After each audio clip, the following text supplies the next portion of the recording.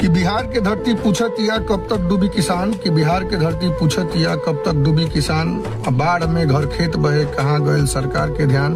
तो नमस्कार भाई लोग, हम विवेक पर्वत अपना यूट्यूब चैनल मिट्टी के बोल में रुआ सबन के स्वागत करतनी और आशा करतनी कि रुआ लगन हमारा पिछला कविता के तरह ये कविता के भी दुलार प्यार देव और हमरों के भी। तो आज के पोइट के शीर्षक है बाढ़ और भ्रष्टाचार।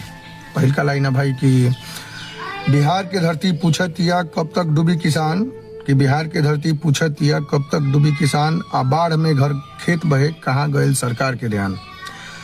कि भाई अगला लाइन है कि हर साल के उहे कहानी, हर साल के उहे कहानी नदी बढ़े पानी आवे, कि हर साल के उहे कहानी नदी बढ़े पानी आवे, गरीब के आशियाना डूबे और नेताजी के सिर्फ भाषण देवे आवे। कि कहीं पर पानी कहीं पर सूखा, गरीब के लड़का दोनों कारण से भूखा। कि सूखा पड़ल तो मशीन वाला खेत ना पे आवेला, कि सूखा पड़ल तो मशीन वाला खेत ना पे आवेला और 1000 घंटा दे कह के गरीब के खून चूस के जाएला। पानी बिना धान जरगल, कि पानी बिना धान जरगल और कर्जा के बोझ बढ़ गल, कि पानी बिना धान जरगल और कर्जा के बोझ बढ़ गल।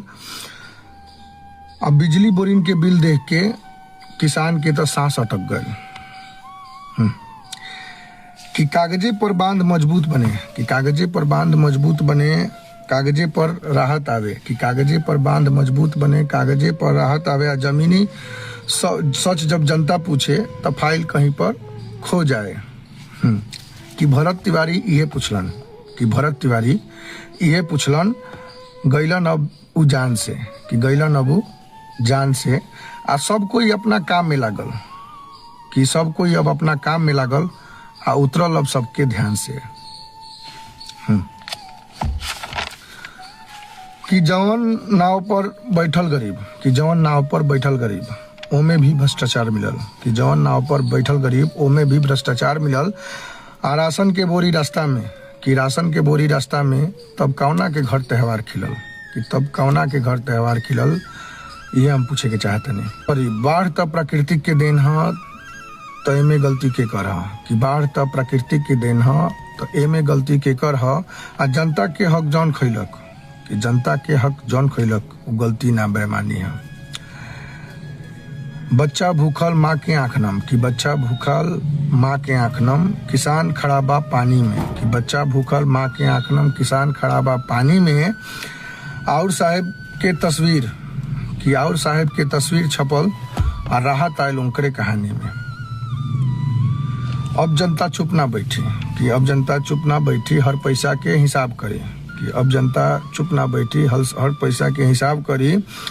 और जौन जनता के हक पर हाथ रखी, कि और जौन जनता के हक पर हाथ रखी ओकरा से अब जनता सीधा सवाल करी। कि बिहार के माटी कहतिया, कि बिहार के माटी कहतिया अब झूठा वादा बंद करो, कि बिहार के माटी कहतिया अब झूठा वादा बंद करो। बाढ़ से पहले बांध बचावा, कि बाढ़ से पहले बांध बचावा और लूट के खेल भी बंद करो। कि अगला लाइन है भाई कि कुर्सी जनता देलक तहरा के, कि कुर्सी जनता देलक तहरा के, कुर्सी जनता की अमानत है, कि कुर्सी जनता देलक तहरा के, कुर्सी जनता की अमानत है। आ जनता डूबे नेता हंसे ई तहार कैसन अदालत है, कि जनता डूबे नेता हंसे ई कैसन तहार अदालत है। बिहार के जनता जागतिया अब सवाल करी हर बार, कि अब सवाल करी हर बार। बाढ़ से लड़बा ईमानदारी से, कि भ्रष्टाचार से फिर डूबी बिहार। तो प्रणाम भाई, हम कविता ऐसे लिखे नहीं कि जनता जागरूक होके और कबो बिहार हमने के आगे रहे। और आज हमने के बिहार सबसे स्टेट में पीछे में गिनती होला।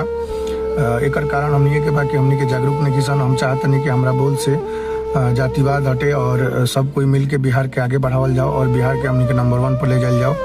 और ये हमारे कोशिश बा। प्रणाम भाई, अगर हमरा बोल से कोई के दुख पहुँचल हो या तकलीफ पहुँचल होके तो हम कान पकड़ के सॉरी बोलते नहीं। और आशा करब कि अगर हमारा कविता के रुआ पसंद कैले होखब तो लाइक शेयर और कमेंट जरूर करब। राउर छोट भाई, राउर छोट बेटा, राउर चाचा